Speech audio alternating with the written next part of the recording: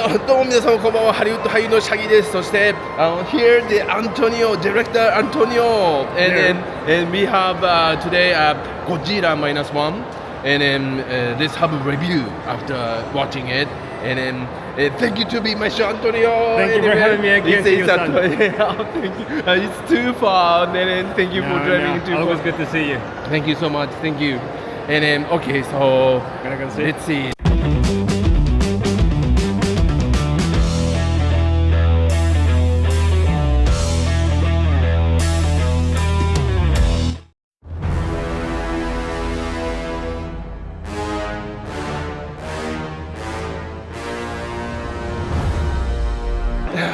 Okay, so we have watched Godzilla -1.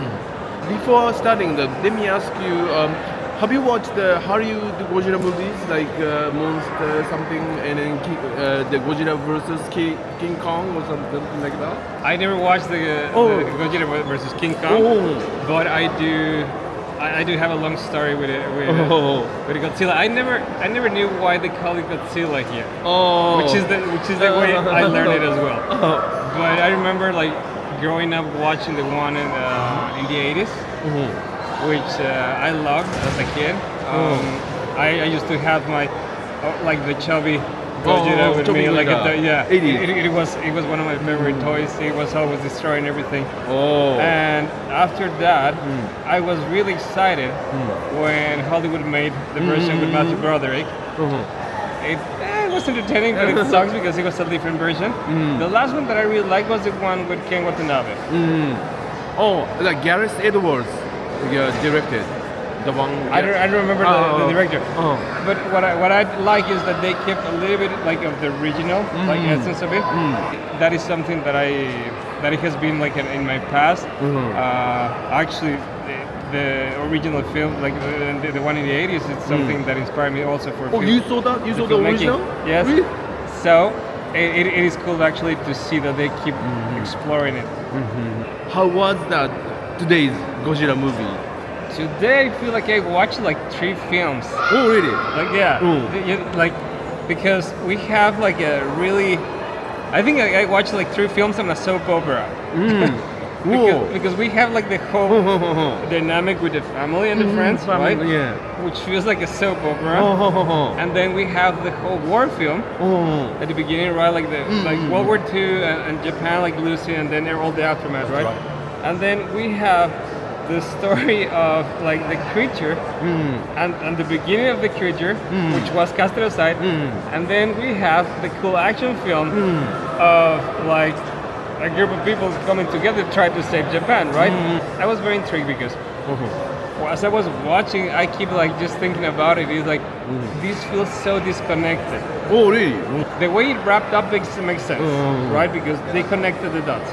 But for example, if we go to the beginning, like showing like the creature itself, how it attacked first, the first appearance, it is kind of like an origin story, right? That is really cool. But we didn't see the follow-up. We then spent like 50 minutes or more without seeing the creature or knowing nothing about it. That's right. So everything is about like the dynamic of the family, the drama, and the inner stories. So again, super disconnected. So that's the second block, right? And then we have the next one, and the fourth one, which are basically just like trying to attempt to reconnect. So we have the war story, and then we have like the group of people, like the action film. So it is interesting how they put it together, but I don't think it connects like in the best way possible for it to be a strong film, narrative-wise in the script. And I think visually speaking, also it kind of like messed me up because we have all the family story, for example, being like really beautiful, like very stylized, close sets, locations, right? Like you have all destroyed like little towns, I know. And then, but that feels very local, like low budget film, right? And then you have like the ultra low budget Godzilla destroying like cities, and they don't feel like alive. I feel like it is kind of like when students like filmmaker students like do their first film and then they create like a super cool intro and a super cool trailer, but the film doesn't look that good. So so they don't match. Oh. Narratively speaking, like I feel like all of these blocks are kind of like disconnected from each other, and then they just tied up at the end, which it worked, but I think it could have been done a little bit better. Got it. I forgot to say this topic before starting it, but box office they got the first place in here. Okay. So pretty this movie made a hit right now. That's good. Yeah. I mean, it is an entertaining story. Robert McKee used to say like, your film can have like plot holes and then like kind of like lose attention or something. But if you manage to give a good ending to the audience, then they're gonna forgive pretty much all the flaws in the film. And it kind of like that rule applies here. So how about this time Godzilla's like a design or? I think he was a little bit too fat. Oh, this part. Got it. Oh. I don't know. He had like this pregnant belly. I don't know. And also, one thing that kind of like struck me as weird, the face looks a little bit human. Oh, really? You think so? You know, like the eyes. Yeah, a little bit, I guess. These eyes, like when I see it, it feels like you're. It feels like you know what the monster is thinking because you recognize like the sound. Yeah, you can see them thinking, right? Like you can see like the bomb explode and then his mouth is, and literally you can see the moment when he just comes back and looks at the camera like motherfucker. Like, you can see the thinking the creature. You're like, okay, bold choice. I would have preferred for the creature to be more creature. The human drama part, the worst thing, like the kamikaze pilot failed to kamikaze attack, drives you to get into story or. Yes. The character was quite complete. I think, as I said, like I think the character arc, I like it, I love it. I love the in-depth structure of the character, mostly what I want to say with those like Japanese values. So I love that part is like very consistent and very powerful for me. How about the character, the main character's character, like suffering from duty, the kamikaze duty? Does make sense because kamikaze duty is like a suicide mission, right? Correct. Suicide mission doesn't make sense to maybe the American people or I don't know. Is that understandable? Yes. Well, really? For me, it's understandable from different aspects. Mostly like thinking about honor, right? And thinking about like duty to one's country, duty to one's family, and I know the kind of honor of like trying to honor your ancestry, right? Your mom, your dad. Like if you're not fulfilling your duty, then you're a disgrace. So I understand that. Personally, I wouldn't do it.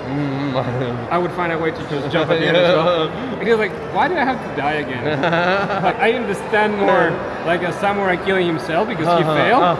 But there's something that I noticed that I wanted to ask you, like the performance of some of the characters, or actually quite a few, they feel a little bit too much like anime style.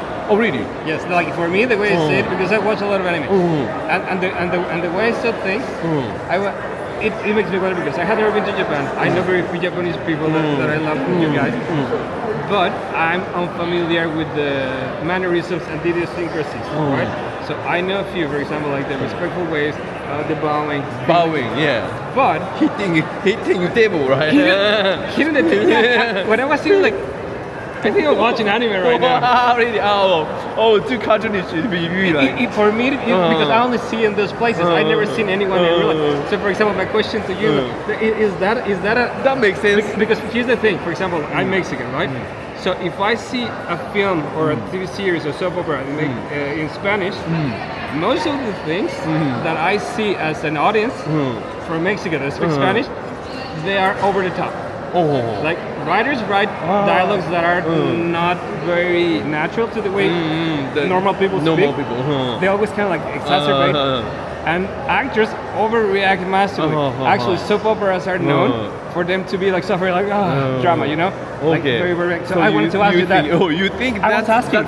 Maybe it's the same way, or maybe that's the actual way. Maybe is it natural? A little bit, but it makes sense because the main character asks for like unreasonable thing, like for the person is asked for. It's like hard to accept it.